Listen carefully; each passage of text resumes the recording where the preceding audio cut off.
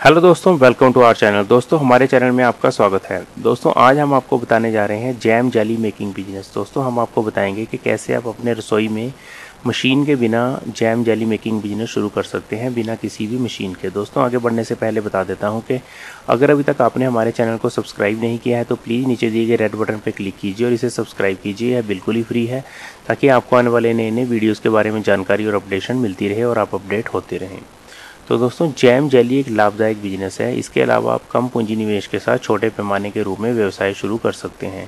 भारत दुनिया में फलों और सब्जियों का सबसे बड़ा उत्पादक देश है और अगले दशक में देश में खाद्य प्रसंस्करण क्षेत्र को दुगना होने की उम्मीद है। कभी भी बढ़ती उपभोक्ता मांगों ने खाद्य प्रसंस्करण उद्योग में विदेशी और निजी संस्थाओं के लिए भारी निवेश के अवसर खोले हैं।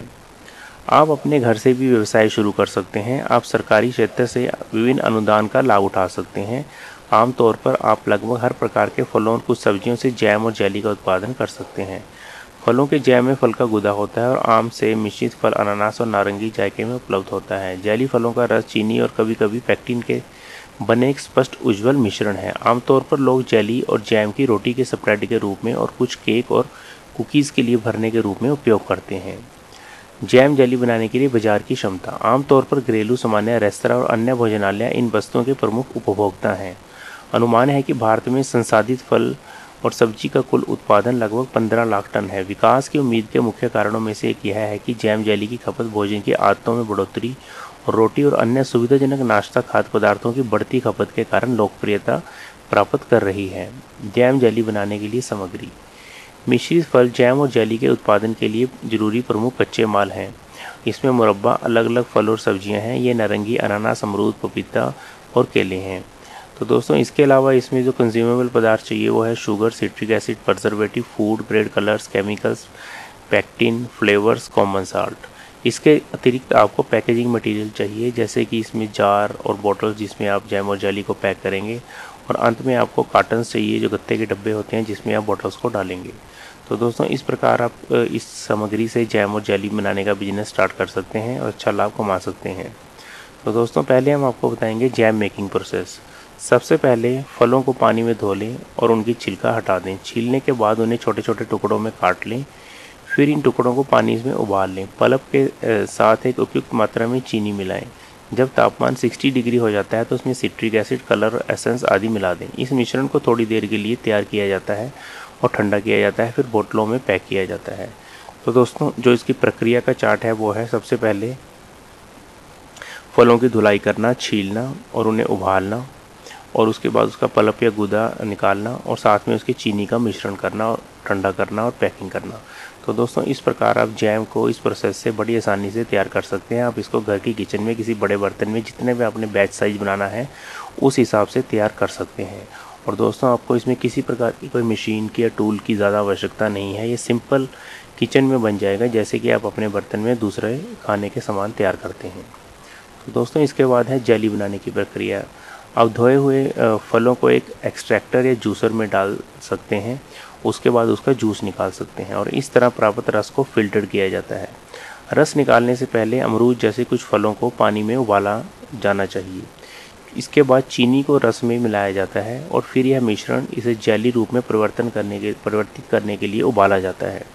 दोस्तों, इस प्रकार जो जूस होता है उसमें शुगर मिला करके उसको बॉईल किया जाता है और पेक्टिन, सिट्रिक एसिड, रंग आदि फ्लेवर आवश्यक मात्रा में उसके साथ मिला दिए जाते हैं और इसको बॉईल किया जाता है।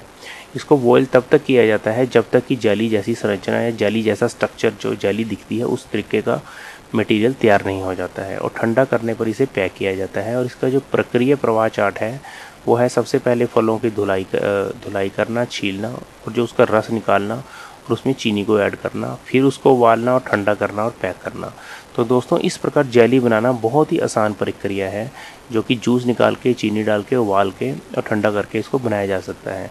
तो दोस्तों, इसको आप घर की किचन से बड़ी आसानी से बना सकते हैं और इसमें जो भी आपने फल डाला है उसका फ्लेवर डाल के और अलग अलग फ्लेवर्स में जितने मर्जी प्रकार की जेलीज आप बना सकते हैं। तो दोस्तों, ये बहुत आसान प्रक्रिया है। तो दोस्तों, इसके बाद है, यह सबसे आसान व्यवसायों में से एक है। आप खाद्य प्रोसेसिंग उद्योग अगर शुरू करना चाहते हैं तो ये सबसे इजी बिजनेस है। यह व्यवसाय उसी इकाई से आप जो आपकी इकाई या बर्तन है आप उससे कुछ भी बना सकते हैं। जैसे कि आप अचार बनाते हैं या और भी कुछ बनाते हैं, उन्हीं बर्तनों का यूज़ आप कर सकते हैं इसमें जैम और जेली बनाने के लिए। हम व्यवसाय के बारे में जानकारी देने के लिए आपको एक पुस्तिका को रेकमेंड करते हैं दोस्तों। हम आपको एक बुक रेकमेंड कर रहे हैं। इस बुक में जैम, जेली, मुरब्बा, अचार, सॉस, विभिन्न प्रकार की सामग्रियों को बनाना और उनको कैसे बॉटल्स में डालना और फिर उनमें कौन से प्रिजर्वेटिव डाले जाते हैं, उनको कैसे प्रिजर्व रखना है सिखाया जाता है। आप इसकी डिटेल इस बुक में पढ़ सकते हैं, जिसका कि लिंक मैंने डिस्क्रिप्शन में डाला है। आप वहाँ से इस बुक को ले सकते हैं और इस बुक को ख़रीद सकते हैं और उसका जो डिटेल है इन सब फूड्स की वो उनको बनाने की वहाँ से जान सकते हैं। तो दोस्तों इसके बाद है कंपनी को रजिस्टर कराना। दोस्तों आप अपनी कंपनी को registrar of company India ROC के साथ रजिस्टर करा सकते हैं। आपको अगर अपने यूनिट को एक छोटे पैमाने पर स्टार्ट करना है, बिल्कुल ही छोटे घर की किचन से, तो आप उसको प्रोप्राइटरशिप फर्म के रूप में स्टार्ट कर सकते हैं। ये एक सिंगल पर्सन कंपनी होती है जिसके जो भी इंडिया में सबसे ज़्यादा छोटी कंपनीज़ हैं असंगठित क्षेत्र की, अनऑर्गेनाइज सेक्टर की, वो प्रोप्राइटरशिप फर्म के रूप में ही है। इसमें सिर्फ आपको वैट, GST और फूड लाइसेंस ही लेना होगा। आपको सिर्फ वैट लेना है और एक फूड लाइसेंस लेना है। अगर GST एक्टिवेट है तो GST लेना है। तो दोस्तों इस प्रकार आप 2 लाइसेंस लेकर के प्रोप्राइटरशिप फर्म के रूप में बिजनेस स्टार्ट कर सकते हैं। और आपको कहाँ से मिलेंगे? आपको स्थानीय आपके जो रेगुलेटरी हैं जो ये लाइसेंस देती हैं उससे मिलेंगे। आप इसको गूगल पे सर्च कर सकते हैं। दोस्तों अगर आपका बिजनेस बढ़ जाता है, आप बाद में उसको SSI स्मॉल स्केल इंडस्ट्री के रूप में भी रजिस्टर करा सकते हैं। तो दोस्तों इसके बाद है व्यवसाय निवेश। कारोबार को शुरू करने में 2 तरह की फंडिंग की आवश्यकता होती है। फिक्स्ड कैपिटल जो कि अवधि ऋण, टर्म लोन, और जो कार्यशील पूंजी होती है, जो वर्किंग कैपिटल होती है, उसके रूप में आप कैश क्रेडिट या ओवरड्राफ्ट लिमिट की बैंक से सुविधा ले सकते हैं।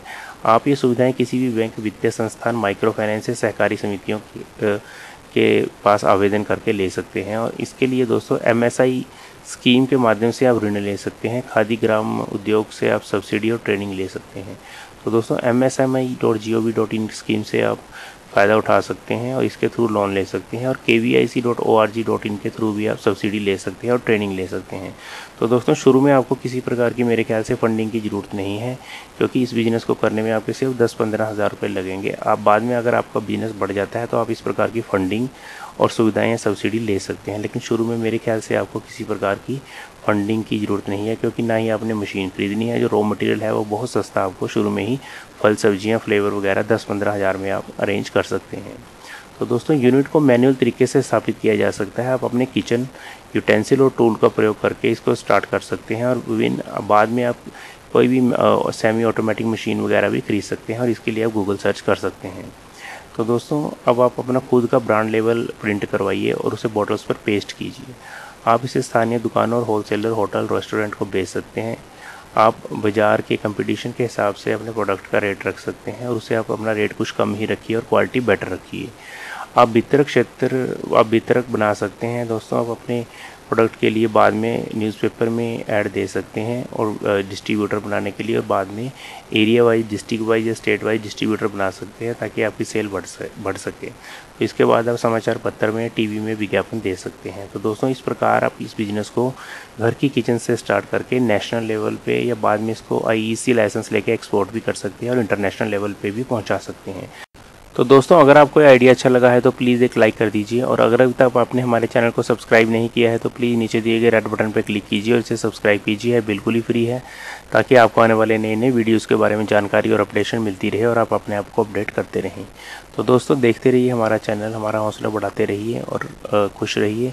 तो दोस्तों अगर आप चाहते हैं आइडिया किसी और को फ़ायदा पहुंचाए तो किसी और को इसे शेयर कर दीजिए ताकि और कोई इसका लाभ उठा सके और ये बिजनेस कर सके। तो दोस्तों bye, good day, good luck, take care. मिलेंगे एक नए आइडिया के साथ अगली बार। Bye bye.